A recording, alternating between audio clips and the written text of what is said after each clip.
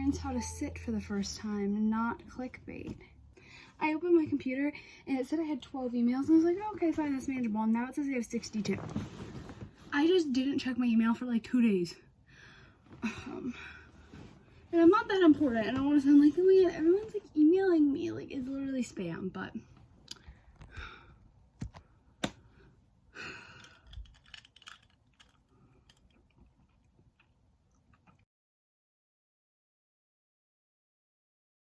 Hello everybody, welcome back to my channel. I hope you are doing well. This month, I read a lot. I read a lot in July. I did.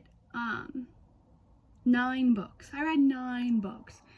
So this has been like my best month. I have a little like spreadsheet. My screen is so dirty, but as you can see, like all that blue is what I read in July.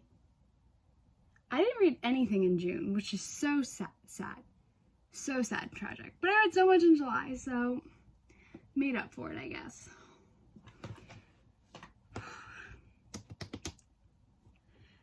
So I just thought, right as I start filming, my family decides to walk into this household.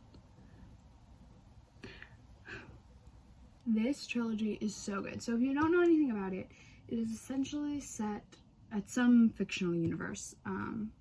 And basically you follow a character named Alina, who finds out that she is a Grisha, which basically means you have like some type of powers, and her powers are unique to any other Grisha's powers. You're not doing laundry, right? I am. I just put on one load. It should be done. It should be done now. I just have to put it in the dryer. Okay, just because I throw that seat cover. That's what's in there. Oh, that's what's in there. I just thought of that. I No, said, yeah.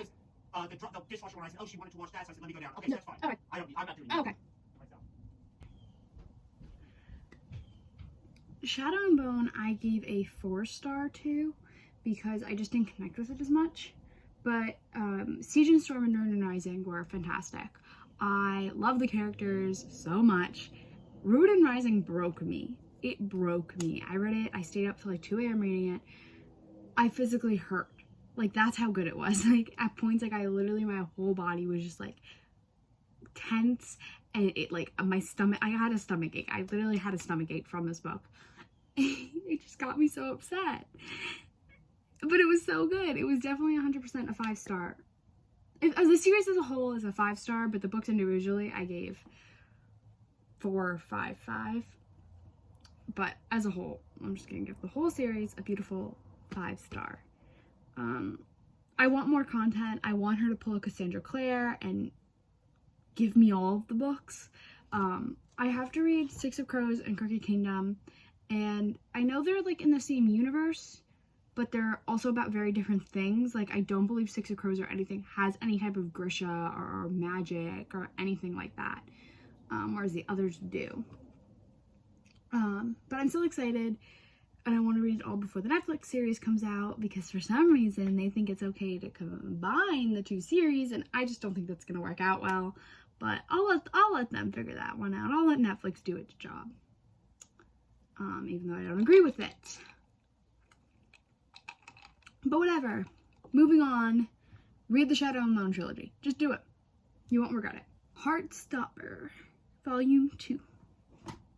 I talked about this in my reading vlog I did a couple weeks ago. I don't care. I don't.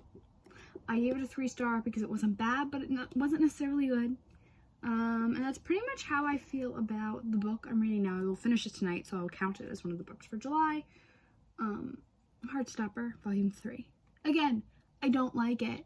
The beginning, towards the middle, like, so in this one, they go to Paris. That one's a little better.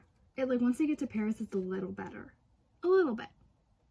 But there's just so much going on. And I don't like it. I don't know. I'm not really vibing with it. I don't know why. It's just not my thing. Sorry, I'm looking at the book now. This one's a little better. Maybe I'll give it 4. But I don't think so. I think it's gonna stay a 3. Just because, like, I have no interest in the characters. I'm not gonna read Volume 4, continue on with the series. It's just not my thing. That's all I have to say about it. And I know people love Alice Oseman. I just don't care for it. And I'm not interested in reading any of her other writing. Us Against You. I read this one. I gave it 4.5 stars. It was just under 5 stars for me. Also talked about this in a reading vlog. It is a sequel to Beartown, which basically deals about a small hockey town in Sweden that is dealing with a character is dealing with the hockey team and the toxicity of the hockey town, and what the town will go through to protect their hockey team, how much like it's the core, and like it pretty much is like the center of the town, what keeps the town alive. So when one of the team members does something really bad that threatens the hockey team's survival, it's just about like how society deals with that. And this book is basically a direct continuation off where the last book ended. It's the town in turmoil trying to rebuild itself after everything that happened. It felt a little too similar to the first book for me, which is why I think I didn't connect with it as well, because I felt like, oh, I've already read this before. I don't know. It was good. I honestly thought, and I wish there was more of this because the cover kind of convinced me otherwise. I thought because of this picture of the little girl in the front that it was going to be about starting a female hockey team, which is what the last book kind of left off with, and it doesn't really deal with that much at all. It does talk about it a little bit and it's brought up a couple times, but that's pretty much it. It deals with all the other characters, and I just would have liked to see more of that, more of like the girls hockey team, and I just thought it would have been a nice theme to add and to balance out the two books. But I'm not Frederik Backman. He's an amazing author, so whatever. I still really enjoyed it though, so 4.5 stars for this one. Next, I read Invisible Women by Criado Perez. It was good. I really did enjoy it. I gave it 3.5 stars. So this is a nonfiction book, and it basically talks about, it centers around the theme that how women are left out of really important data.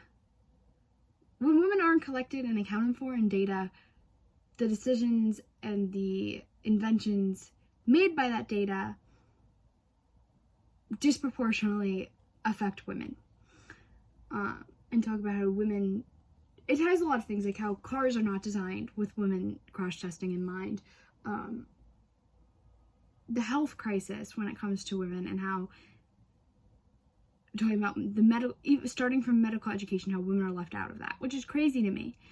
And it talks about how we're in basically a male default world, that women are not women, we are the default of males, which is crazy because like what got me and what I really thought was insane was how society really does paint it that women are a minority when we're not. We are 50% of the population, and even me like thinking like, oh yeah, women are a minority. We're not. We're just as equal. There are just as many of us as men. There are. And it's just weird to think about like that. The one thing I will say that I wish there was a little more of, I wish there was a little more breakdown on like how women of color were affected, because I'm sure if you looked at the data, women of color are even more negatively affected than women all over the world. And I don't think that was done on purpose. A lot of the data and a lot of the example sheet cites come from all over the globe, not just, you know, America or the UK. I just would have liked a little more breakdown on that. I just thought it'd be a little more insightful, a little more interesting, and I'm kind of looking for a book similar to this one that does do that breakdown. This is the only nonfiction book I've read. It took me a very long time to get through it, just because with nonfiction, I can't get into it as much. I can only read a little bit at a time. So it was one of those things, oh, well, I don't feel like starting a new book right now. All right, let me read a couple more pages of this. Let me read a couple more pages of that.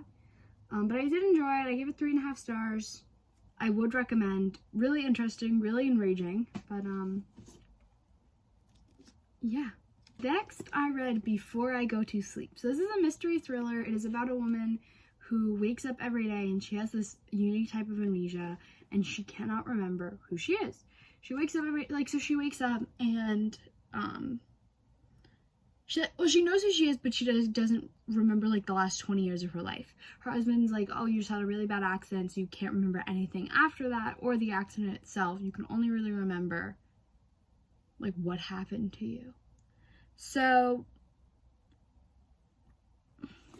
most of the book is a journal that she writes in every day. So like she'll wake up on Monday, write in the journal, then Tuesday she'll read Monday, write on Tuesday. So like she's starting to like gain information and starting to like kind of recover her memory and finding out what really happened to her. I honestly really enjoyed it. I gave it 4 stars. It wasn't great, like fantastic, but I enjoyed it. It was good. I read it fairly quickly. I mean, it was a little crazy at the end, but I liked it. Apparently Goodreads, I remember I literally looked at the reviews after I wrote my review and people were like, this book was awful. You could tell what was happening from the very beginning. The writing was so bad and cheesy and they were all so angry at it. And I was like, I don't know. I enjoyed it. I'm not a big thriller person though, so like I feel like the fact that I liked it, I was like, oh, like, maybe a lot of people will like it. And then no one else did. So I really don't know. And that kind of brings me, staying on the, oh, I can't adjust my hair. Staying on the thriller trend, that brings me to my last book, The Guest List. So I've seen a lot of people talking about this one and a lot of people really, really liking it. So I was like, great, I'm gonna love this book. I'm gonna love it. I'm gonna enjoy it. It's gonna be so good. I wasn't crazy about it. I gave it 3 stars. Here's the thing with this book. So basically it's about a very, that's not the word, high-end, excluded. It's like an excluded wedding on an island off the coast of Ireland. And there's a murder. I enjoyed it. Like, it was good. I'm not really a fan of split POVs. I don't really like reading them a lot. Not especially this, like it jumps back and forth. The chapters are very short, and it's not split between like 1 or 2 people. It's split between 5 different people, and then you have like a narrator who like jumps in. So almost like 6 people. So it was just a lot to keep track of. Like sometimes it'd be halfway through a chapter, and I'm like, wait, why would that character say that? And then I realized I was reading it as the whole wrong character. For me, the reason I bumped it down, I think, from 4 stars was the suspension of belief was just too great. I'm not spoiling anything. This is a spoiler-free video. But there's a point where it just becomes so unbelievable that I don't want to say anything.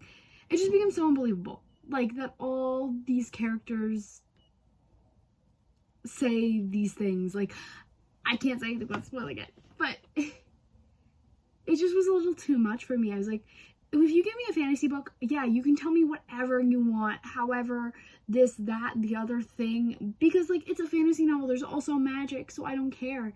But the minute you're going to give me something set in a modern-day world that doesn't involve any type of fantasy or magic or something that's actually impossible, don't do that to me. I don't like it.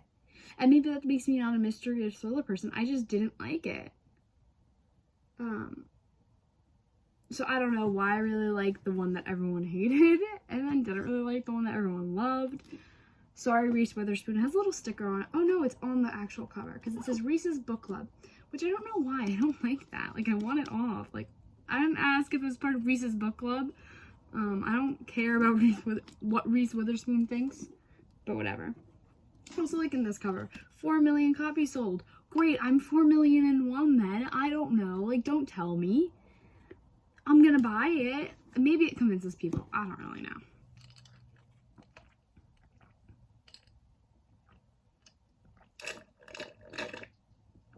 Okay, my coffee is done, which also means this video is done. Thank you guys so much for watching. Make sure to like, comment, subscribe.